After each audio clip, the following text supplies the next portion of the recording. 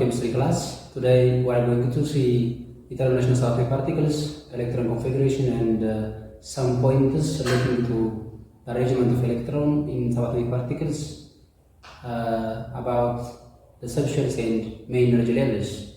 Now let us see the distribution of protons, electrons, and neutrons. Before that, I will tell you the objectives that are achieved after completing this topic.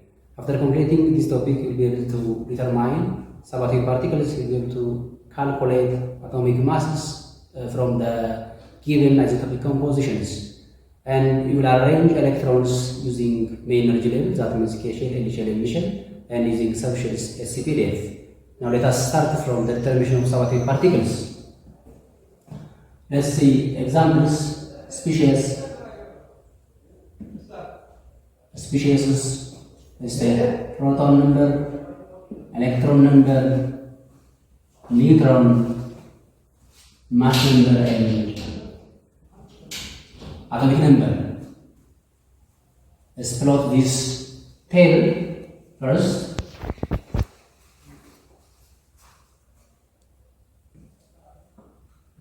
Let's take species, that means neutral atoms, positive ions and negative ions. Let's take neutral atom, that is sodium, is neutral, that can be written like this. And let's take positive ions, let's take aluminum, 27, 13 aluminum 3 plus, which is positively charged, that means cations.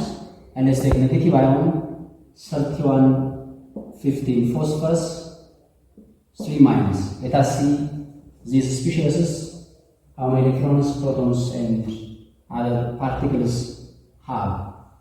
The first one, sodium.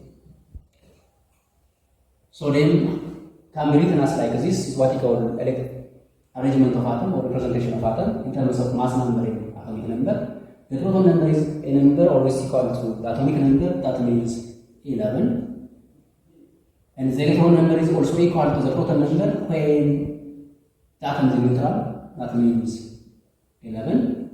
And the neutron number always can be calculated by subtracting mass number from what? Atomic number, that means theory. What about A represents mass number, that can be written as LF superscript 23. What about the atomic number? The atomic number is always equal to the proton number, that can be written as left subscript, what we call 11, is equal to the proton number. What about the positive species, what we call aluminum 3 plus? This implies that aluminum loses 3 electrons, which shows that 3 electrons are lost from 30 proton number or 30 electron number. That means the electron number is 10, but the proton number remains the same. When there is positively charged, neutral atom or negatively charged ion, the proton number is always the same. But the neutron number always obtained by subtracting proton number from what? Mass number, what we call 14. The mass number is 27 and Z is equal to the proton number 13. The last one, the phosphorus ion, that loses 3 electrons from 15 electrons. That means the electron number is what? 18. This minus refers to 3 electrons are added to phosphorus or added to 15. It gives us 18 electron number. But the proton remains the same, that is 15. The electron number can be obtained by subtracting 15 from 31, what we call 16. Mass number 31, atomic number equal to proton number 15. You can determine proton number, electron number, neutron number like this. This shows that proton number is greater than electron number for what species?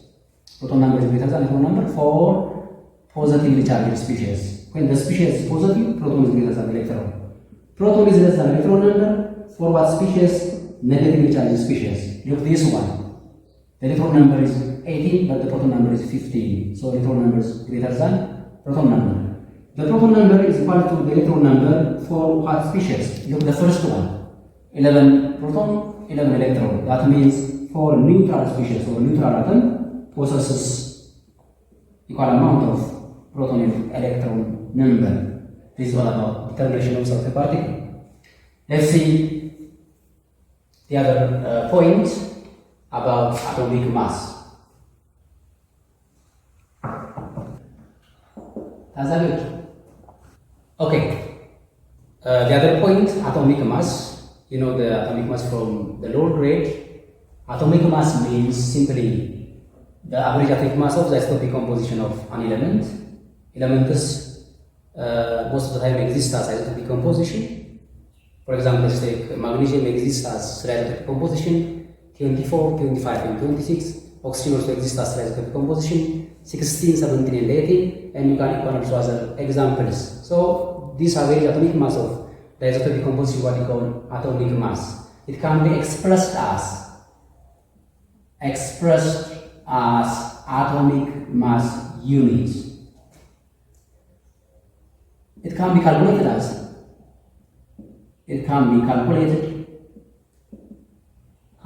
as in different ways. The first way, you can use this A1 F1 plus A2 F2 plus up to N Fn divided by 100. You can use this formula. What about A1 and F1? A1 refers to atomic mass of the first isotope. F1 refers to fractional abundance of the first isotope. And like this, atomic mass of second isotope, fractional abundance of second isotope divided by 100, because why use 100 as a denominator? The sum of F1 and F2 equals 100, or F1 and F2 can be expressed as percentage, so you can use 100 as a denominator. The second, you can use this formula, A1 R1 plus A2 R2 divided by R1 plus R2, like the first one, and Rn plus Rn. This implies that A1 refers to the same as the first one, atomic mass of the first isotope. R1 refers to the ratio of the fractional abundance of the first isotope. R2 refers to the ratio of fractional abundance of the second isotope. So by using these two formula, you can calculate the atomic mass of the isotopic composition of elements in elemental form or in compound form. Let us see examples.